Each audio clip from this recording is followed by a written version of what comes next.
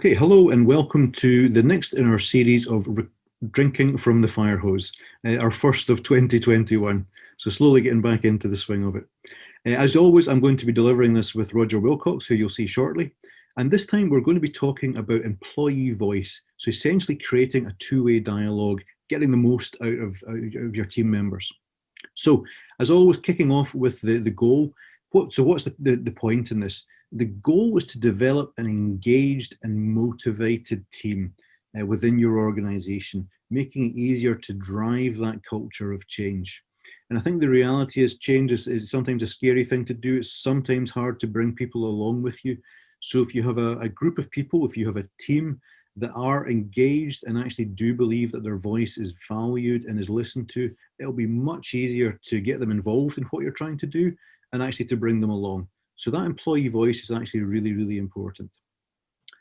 The why, essentially that, it's essentially the more engaged they are, the easier it will be for them to identify improvements or perhaps challenge how things are being done at the moment. So again, if they think they're going to be listened to and they're valued, you'll get an awful lot more out of them, more ideas, more suggestions. And if things are changing, they'll embrace it a little bit easier. I think it also is a sort of byproduct. It develops their confidence and their belief. You really think back to why you hired these people in the first place. You want to get the absolute full potential out of them. And there is a danger, I think, especially just now when people are working in a strange way, we're working remotely, there's fear for jobs and such like. Maybe they're getting quieter, maybe their voice is quiet, just head down, not be noticed too much. This is really about how do you unleash that, hear their voice, hear what their suggestions are, hear how they can improve, hear how they can drive the organization forward. Because I'm sure they've got lots of good ideas. And again, just linked to that, a team that believes their voice is valued will be far more engaged in those longer term goals, that strategic direction that you're trying to drive the business. You want them to be a key part of that, not just follow behind you. You want them to be alongside you, driving it forward, coming up with ideas, and making this as effective and successful as possible. So just for any further ones, Roger, over to you. Yeah, thanks, Murray. I think the other important thing about this is that when you create a two-way dialogue, you actually liberate the potential of people. And as you said, it helps improve with that continuous improvement culture. They come up with ideas and things, but ultimately that's all about improving the bottom line. And I know both of us, Murray, have had experience where we've just helped people in this area. And what's resulted is the team have got better dialogue together. They've come up with ideas. Those ideas have been listened to, acted upon, and the results are tangible, whether it be in terms of cost savings, whether it be in terms of improvements to production, whether it be in terms of just liberating time of people to do extra things. So I think this is really the fundamental aspect of what we're trying to get at as well. It's about improving performance, but ultimately delivering results. So I guess the first thing our team leader needs to do is to assess where are they at the moment. So what we'd like you to do now is to make an honest assessment of how effective the two-way dialogue is within your teams. So firstly, how vocally are team members? Do you actively seek out their views? And importantly, do you listen and act on the responses? Do you see disagreements taking place? Are the team members able to carry on a conversation that is with disagreements on either party? Are they able to carry on that conversation in a way that actually generates a positive outcome at the end of it? So are they able to use skills and techniques to come up with a win-win solution? Is there an established process within your team to make it easy to raise ideas and concerns? I think an important one for a leader, and a question for you, is does your coaching style encourage or restrict engagement? So when you interact with your team members, are you engaging them in a one-way conversation, so telling them what to do, being directive? Is that your normal way of operating? Or are you genuinely two-way, coaching them, listening to them, responding? What do you and your leadership team do to encourage engagement within your team? So those are some critical questions you should be asking yourself right now. And then based on that, we'll then help you move forward on, how can you actually move from where you are and improve that performance? So back over to you, Murray.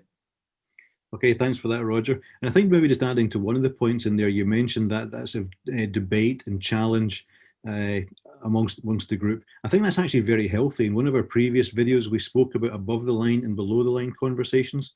Sometimes that below the line little bit of challenge and disagreement can be very healthy.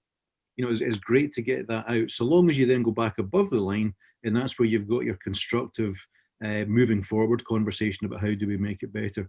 So I think disagreements are normal, quite often quite healthy, and actually usually good feedstock for ideas of how to improve. Yeah, good point. Okay, so how do we achieve this? We know this is what we want to do. We know we want to get that employee voice heard, and we want them to feel more empowered. So how do we do it? So a few little steps in there that we think it will help. One is actually very simple, I think. One is make it easy for them to have their voice heard. Make it easy for them to suggest ideas and raise concerns and progress them. And again, I think we've mentioned this in a previous video. I'm not a huge fan of suggestion schemes because it feels a little bit like point at something that you don't like and then move away. You've raised it, job done. Far better for me to have an element of ownership in there. So you see an issue. The next part of that is, how do I move that forward? How do I progress it? With some of my colleagues, team members, manager, whatever. So, ensure you have a good, simple, but systematic way of suggesting these things and moving them forward. And we mentioned in the short video, we actually have our own piece of software that helps with that. It helps to raise improvement ideas, track them through various stages. So you want to make sure, is it a good idea? Is it safe? Sign it off, get the actions, get the benefits, and obviously share the learning. So we'll put a link for that in the comments at the end of the video. So having a systematic approach is actually really, really important. And as I say, that's it's obviously something we can help with. And a key part of that is sharing the learning. You do something, share it around, let people know that you're encouraging employees to have a voice, you're encouraging them to get involved. And I think from a leadership point of view, that active listening is really key as well. You don't just want to necessarily be directive all the time. You don't just want to have people following you along. You want to bring them with you alongside you. So are they coming up with ideas? Are you listening to their concerns and their ideas and their frustrations potentially? So that's partly your coaching style.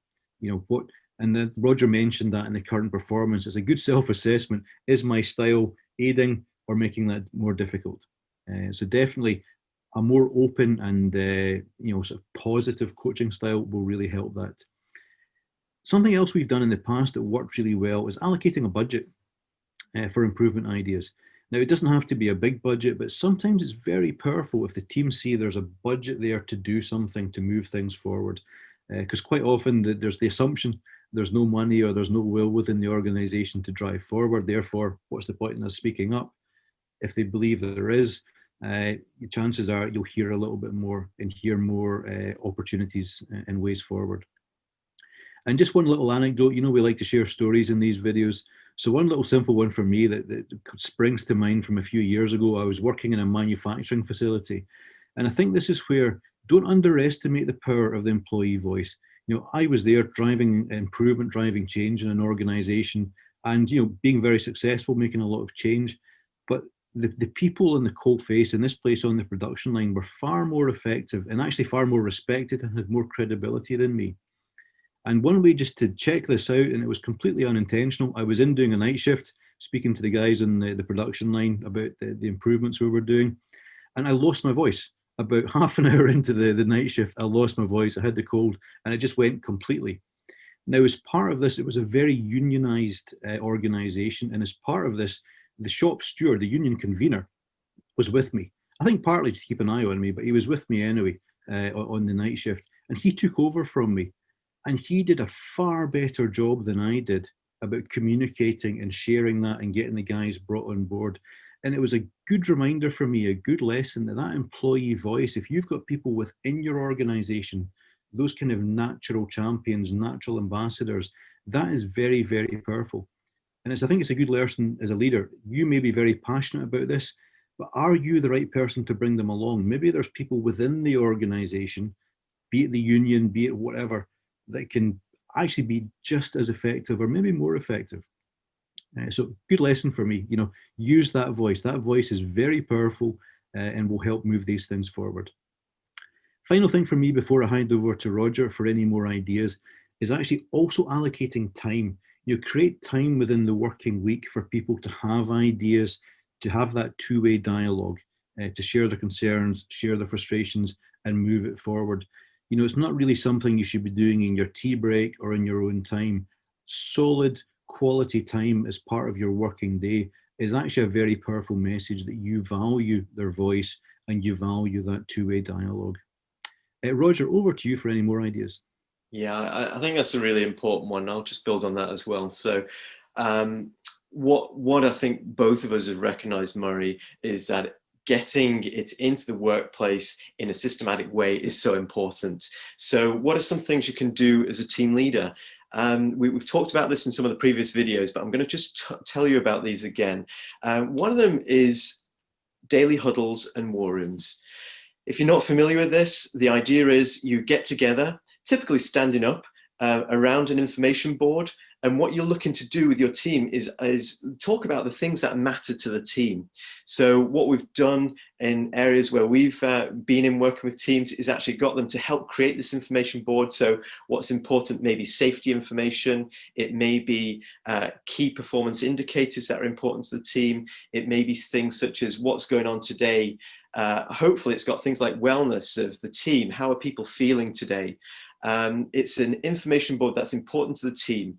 And through the dialogue, the important thing is that you come together on a regular basis. So we definitely encourage it on a daily basis for the team to come together for 10-15 minutes to talk about this together. And that one, it's great to actually have two-way dialogue.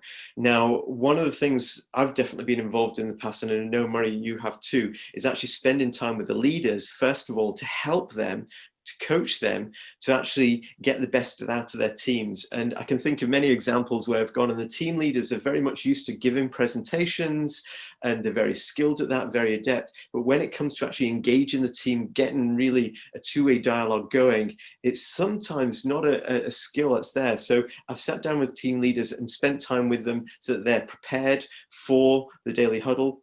And over time, they become very used to it and it becomes a very engaging conversation, bringing people into that conversation. Now, the real value is, and this is something linking back to what you said, Murray, that the team are focused then on the important performance results and what's going to make a difference to performance, but also they're thinking strategically. So again, we like to have a vision up there about what the vision of the business is. And so they're thinking short term plus also long term. And as a leader, if you can engage your team on a regular basis on those topics, it just helps them feel engaged. It helps get ideas out. It helps ultimately to increase productivity and improve performance. So war rooms are the same. They're typically a room where you can go and you have lots of information boards around there. Oftentimes it's project focused, so you can go in as a project team. But again, it enables you and other people to have a dialogue about what's going on. What we're looking for in those meetings is to really see people interacting together, talking about what the performance issues are, coming up with ideas. And the leader's role is to listen to their team members, to see what the ideas are. How can we resolve this together? What are some solutions? Let's try those, let's get them into action, and ultimately to record those actions and move them forward. So that's one way of bringing two-way dialogue. Another way that I like very much is conducting go-see assesses, which is really getting out into the workplace. And so one thing I encourage leaders to do is get up from the chair and go and speak to your people. In this COVID restrained world, it wouldn't necessarily be getting up from your chair and going to the workplace, but it may be get up from your chair and go and speak to somebody virtually, find out what they're doing, speak to them about the processes that they're doing. How easy are they? How effective are they? Just speak and listen. And it's amazing, once you start listening to your team and the ideas that are coming from them, you'll really see some good improvement ideas, and then encouraging them and your team to actually action those to deliver results.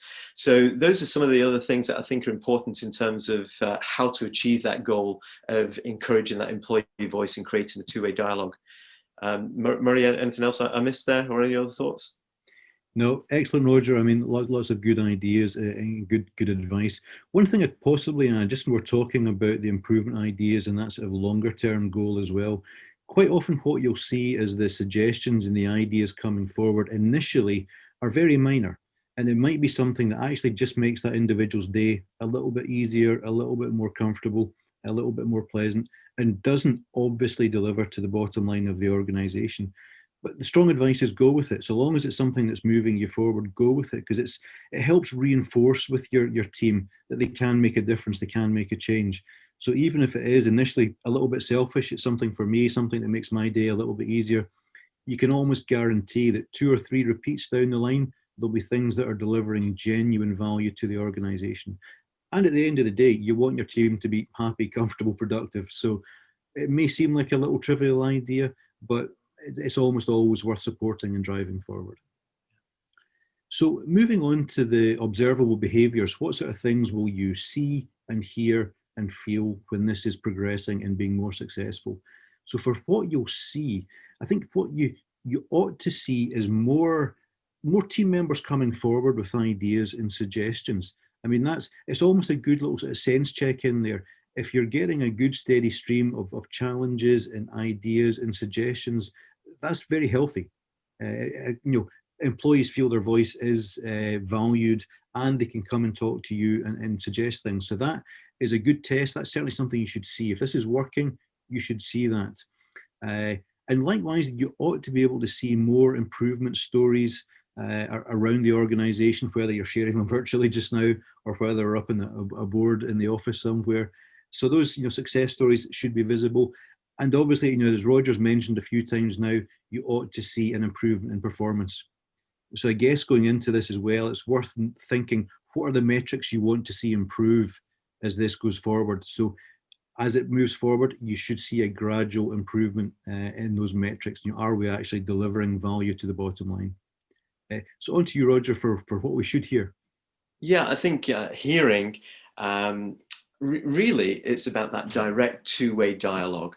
So what we should be hearing is leaders speaking and then other people speaking. We should be seeing that listening taking place. So really, that's what we're looking for is how are people challenging? You'll hear challenges taking place. You'll hear people equipped and skilled to actually have that collaborative conversation. So taking constructive disagreements and making them collaborative so they get that win-win outcome.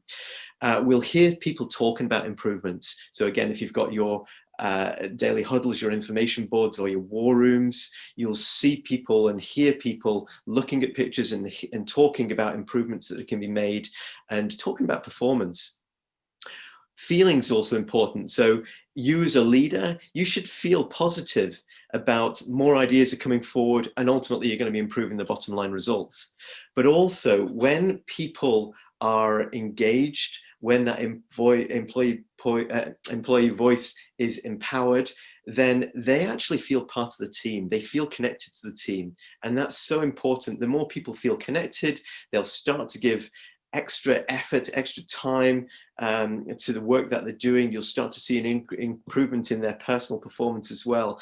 So this is what we're looking for you to see, hear, and feel. So over to the activations. There's a couple of activations that we'd actually like you to get after as usual. So we'd like to put this to effect immediately. And one of those is to go and review your current process for raising and progressing improvement ideas. Do you have a tool? Do you use it? How current is it? How relevant is it? And as we said, there's a really good link in the comments where we're going to link you to a tool that we've used extensively before. It's tried and tested, and it's excellent at taking ideas, taking them through from the place where there's an idea from somebody in a team. It takes it through, it assesses it, and then it gets moves it through until the point where it's implemented and then tracked through to completion. And so have a look at that link down below. Also, how about conducting a mini survey to assess if your employees believe that they have a voice or not? I think that's a really important one. Go and do the assessment. We've got tools that can equip you if you haven't got that ability to do that yourself. So those are some thoughts on activations. Again, Murray, any thoughts or additions to what I've just said? Maybe just adding to the survey, again, it touches on something we mentioned earlier on. I think be very genuine with your survey. Go looking for quality feedback on there. You may not like the answers that come back. What may come back in the survey is that it's quite poor at the moment. But actually, that's really good. That's something that you can build on, something you can develop, something you can improve. So I would set your survey up in such a way, to obviously be very genuine and honest and make it easy for people to give their feedback. And even if that feedback is a little bit negative, there's a fantastic way to move forward. And something I think we've both done in the past, Roger, well, the survey may be anonymous, which is fine. If you're actually allowing people to raise concerns and questions and feedback with a name behind it, they're the very people to go and ask to engage to improve the situation. If you know that Murray's got some issues with how we do something, Murray's the perfect guy to engage and take a bit of ownership and drive that forward.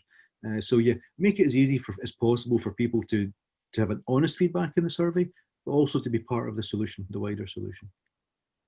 And the final part, as we always finish off in these videos, is the call to action. And it's typically the same. The key thing is go and do it. Go and do the assessments there, the activations that Roger was suggesting. Check out your process, do the survey. So the key is go and do it. Go and just check with your team. Is their voice heard and is it valued? And as always, we're really keen on the feedback. We love the feedback we get at the moment. It's really valuable. It's actually helping us develop some more courses for the future. So there'll be more detail of that on LinkedIn about what we're planning next. But yeah, go do it. Let us know how you get on. And as always, if you come up against a little bit of a roadblock, get in touch. We've done this for a long time, both of us. We're more than happy to help and offer little suggestions on there. And the final part, as Roger's mentioned a couple of times, we'll put a link in the comments to the software we have. So feel free to have a look, and if it's of interest, get in touch. In the meantime, as always, look forward to your comments and see you in the next one. Thank you very much.